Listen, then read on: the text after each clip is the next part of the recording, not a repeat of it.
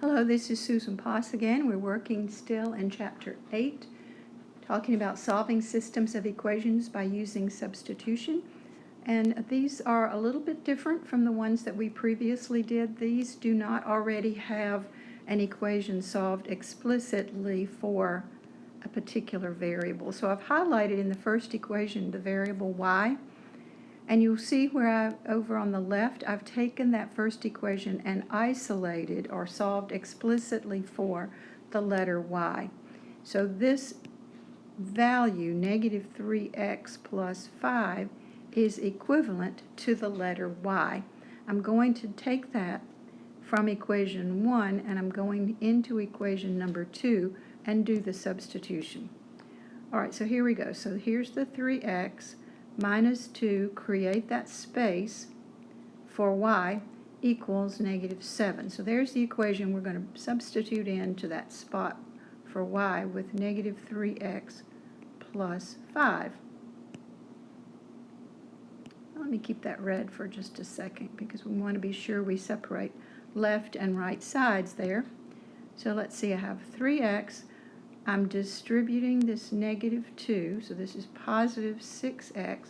This is negative 10 equals negative 7. And now I see a couple of like terms here.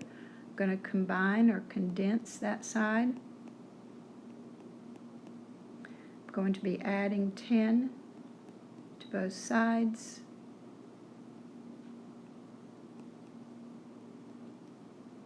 And dividing by 9, and reducing this down, the x value is 1/3, and I'm now trying to look and figure out what the y value is. So this is where we do the back substitution. I think I'll come back to equation number 1. Notice I can go back to any of the equations, but I'm going to come back here with this 1/3 for x, because this equation has already been solved explicitly for y. So I think that'll be an easy place to do the back substitution. So I'm going to copy that down, and then in place of the letter x, I'm substituting in with the 1/3 value that I found. And if you have trouble with fractions, you can type this negative 3 times 1/3 into your calculator. It's going to come out to be equal to negative 1.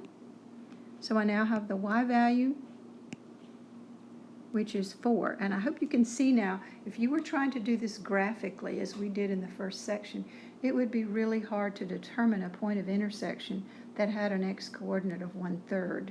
So using substitution gives you much more exacting answers. Here's another one that I worked out and just left it worked out for you. You can see this equation right here has a positive 1y, which makes it very easy to solve explicitly for the letter y, and then I just took that over into the first equation. Let me number these again. Remember, you always have to take from one equation and substitute into another equation. And then I solved to get my two solutions. X is 0, y is negative 3. So you can freeze the frame and take a look at that. Let me work one more. Actually, I'm working two more here, I believe. So in this next one, you can see I've highlighted the single positive 1y in equation number 1. And you can see over here how I've solved explicitly for y equals negative 4x plus 21. I then took that into equation number 2 and substituted it in place of y. And now I want to do the work with you.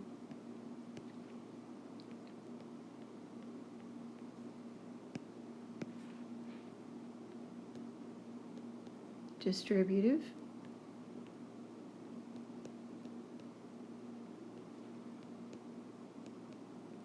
And I hope right there you notice something unusual.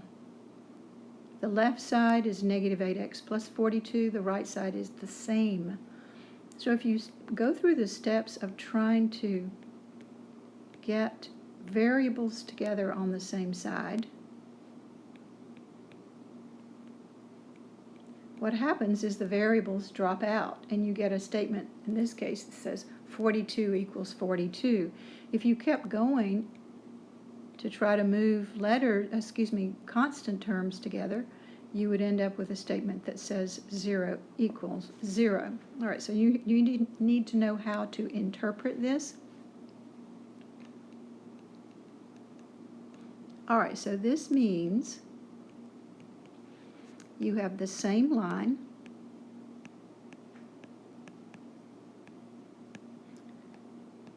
on top of the first line,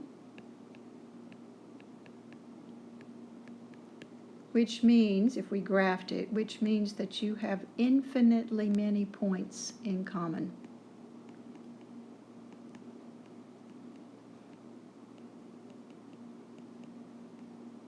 So you remember when we did this earlier in the previous section, we found the first line, then we graphed the second line, and then lo and behold, it had exactly the same slope and the same y-intercept, so it shared all the common points. And we said that's an example of one with infinitely many solutions.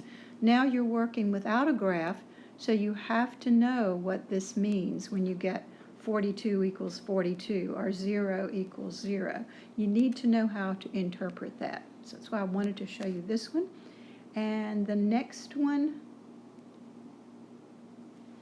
I've taken equation number 1. Notice that both of these are already solved explicitly for the letter y.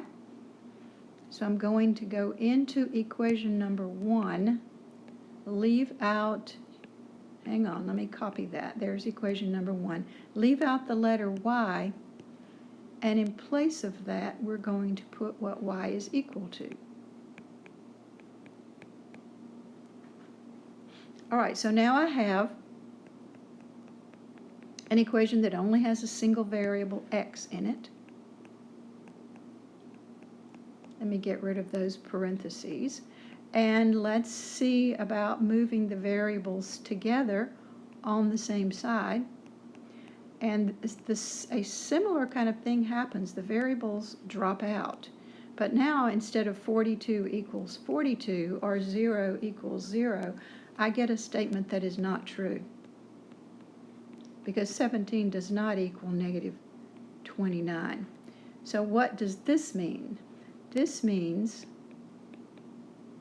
this is that other special case that we have two parallel lines, if we graphed it, that have no common point, no point of intersection. Therefore, no solution. So you need to study and memorize what this means. Let me get the scroll so you can see both of those. If you come up with a statement that where the variables drop out and you get an untrue statement, it means the lines were parallel and there's no solution. If you get a true statement and the variables drop out, it means that there were infinitely many solutions.